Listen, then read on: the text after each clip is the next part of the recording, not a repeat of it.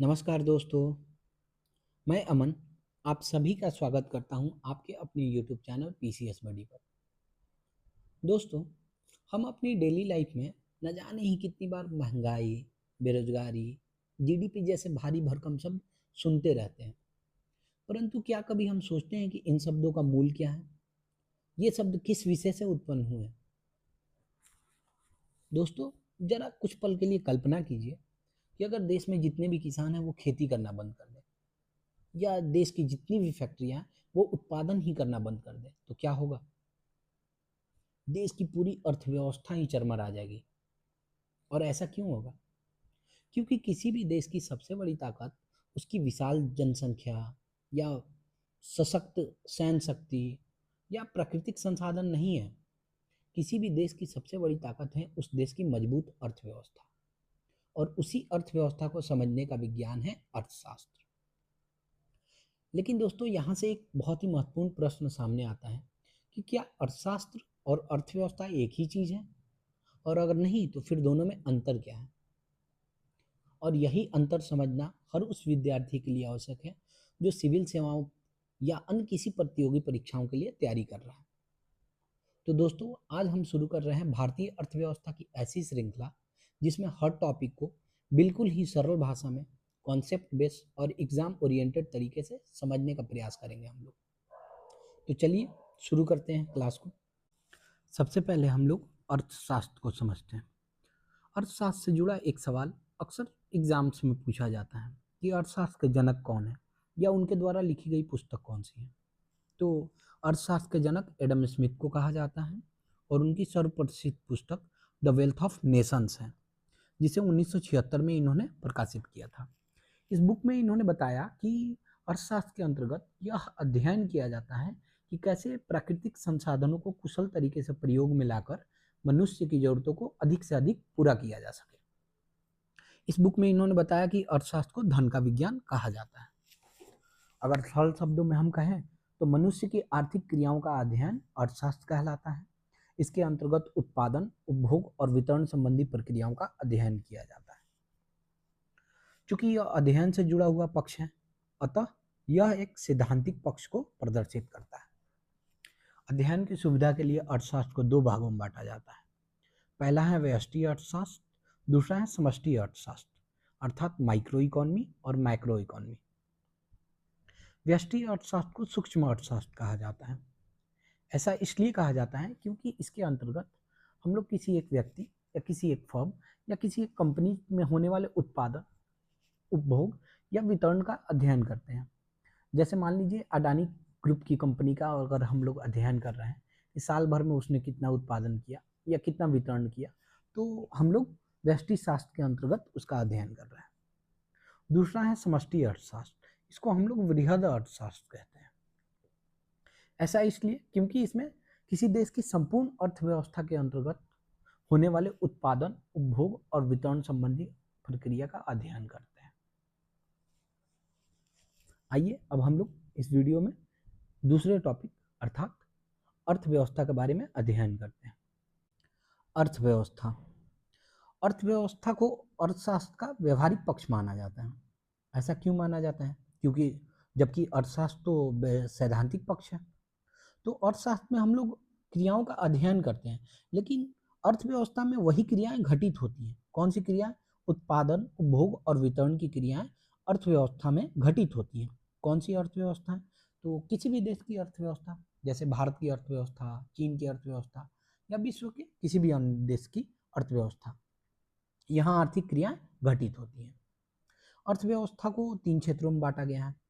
पहला है प्राथमिक क्षेत्र अर्थात प्राइमरी सेक्टर, द्वितीय क्षेत्र अर्थात सेकेंडरी सेक्टर, तृतीय क्षेत्र अर्थात टर्सरी सेक्टर।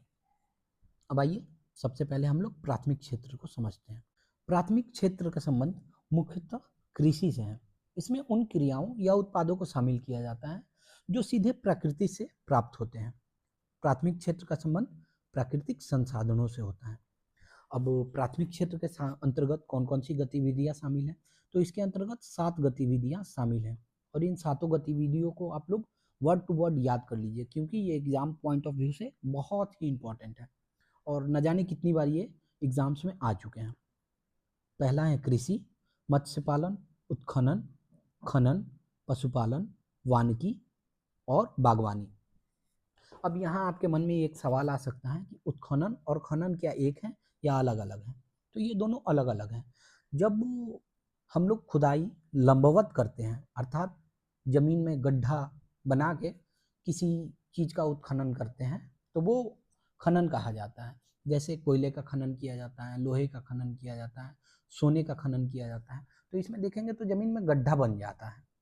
और उत्खनन में खुदाई जो होती है वो क्षैतिज होती है। जैसे नदी से बालू निकालते हैं हम लोग, या संगमरमर या चूना पत्थर, तो इन सारी चीज़ों का उत्खनन किया जाता है। तो यही मूल अंतर है खनन और उत्खनन में। आइए अब हम लोग द्वितीयक क्षेत्र यानी सेकेंडरी सेक्टर को समझते हैं। सेकेंडरी सेक्टर का संबंध मुख्यतः उद्योग से है। इसमें प्राथमिक क्षेत्र से प्राप्त कच्चे माल को मशीन की सहायता से उत्पाद में परिवर्तित किया जाता है। द्वितीयक क्षेत्र के अंतर्गत 4 गतिविधियां शामिल हैं और ये चारों इंपॉर्टेंट है। पहला है निर्माण, दूसरा है विनिर्माण, तीसरा है जलापूर्ति और चौथा है विद्युत। ये चारों क्रियाकलाप द्वितीयक क्षेत्र के अंतर्गत आते हैं। अब इसमें निर्माण और विनिर्माण में क्या अंतर है? तो निर्माण एक अस्थायी संरचना को संदर्भित करता है, जैसे सड़क, भवन, पुल आदि। और विनिर्माण से कच्चे माल से तैयार माल बनाया जाता है। जैसे मान लीजिए कुरकुरे का पैकेट हो गया या चिप्स जो भी आपको मिलते हैं, वो विनिर्माण से जुड़े हुए हैं। तो ये द्वितीयक क्षेत्र को हमने समझ लिया। इसके बाद हम लोग चलते हैं तृतीयक क्षेत्र की ओर। तृतीयक क्षेत्र का संबंध सेवाओं से होता है। इसके अंतर्गत कुल 12 सेवाएं शामिल हैं। और ये 12 कौन कौन सी हैं? तो बैंकिंग, बीमा, परिवहन, भंडारण, होटल एवं रेस्टोरेंट, शिक्षा, स्वास्थ्य, पर्यटन, सूचना, लोक प्रशासन, रक्षा एवं वित्तीय सेवाएं। ये जितनी भी सेवाएं हैं वो सर्विस सेक्टर अर्थात टर्शरी सेक्टर के अंतर्गत आती हैं। और ये 12 गतिविधियां आपके लिए बहुत इंपॉर्टेंट है, इसको याद कर लीजिए। अब इसके बाद हम लोग देखते हैं कि इन तीनों क्षेत्रों में क्या संबंध है। तो प्राथमिक, द्वितीयक एवं तृतीयक क्षेत्र में घनिष्ठ संबंध है। कैसे? तो प्राथमिक क्षेत्र कच्चा माल का उत्पादन करता है, द्वितीयक क्षेत्र उस कच्चा माल को वस्तुओं में निर्मित करता है और तृतीयक क्षेत्र उस वस्तु का परिवहन, बैंकिंग या विपणन मतलब बेचने का कार्य करता है। इसे एक उदाहरण से समझते हैं। तो जैसे प्राइमरी सेक्टर क्या करता है कि गन्ने उत्पादित करता है। गन्ने उत्पादित कर दिया गया खेतों में गन्ने उत्पादित हो गए। अब इन गन्नों को काट के किसान क्या करता है? फैक्ट्री को बेचता है।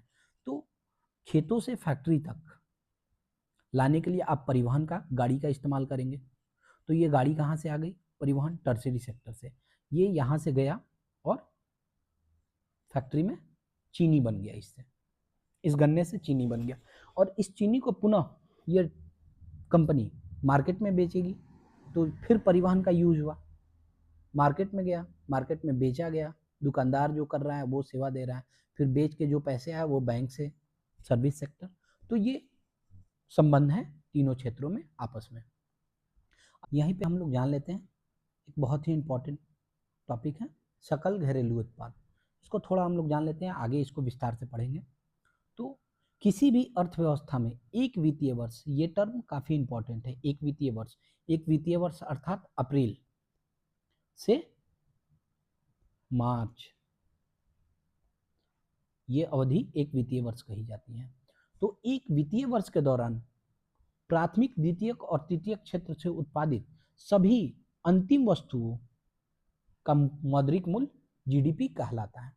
सकल घरेलू उत्पाद, अंतिम वस्तु मतलब अगर मान लीजिए गन्ना है और गन्ना से चीनी बना, तो गन्ना का प्राइस ऐड नहीं किया जाएगा, डायरेक्ट चीनी का प्राइस ऐड किया जाएगा जीडीपी में, क्योंकि गन्ना का प्राइस तो उसमें निहित है। इसलिए सकल घरेलू उत्पाद में अंतिम वस्तु के मूल्य को, मौद्रिक मूल्य को लिया जाता है। तो देखते हैं अगले क्लास में हम लोग पढ़ेंगे कि अर्थव्यवस्था के कौन कौन से प्रकार हैं। इसमें हम लोग समझेंगे कि ग्रे इकोनॉमी क्या है, ब्लू इकोनॉमी क्या है, सर्कुलर इकोनॉमी क्या है, काफ़ी इकोनॉमी के प्रकार हैं, तो इसको हम लोग समझेंगे। तब तक के लिए चलिए, धन्यवाद। अगर वीडियो अच्छी लगी हो तो लाइक कीजिए, शेयर कीजिए और प्लीज़ सब्सक्राइब कीजिए। तब तक के लिए जय हिंद।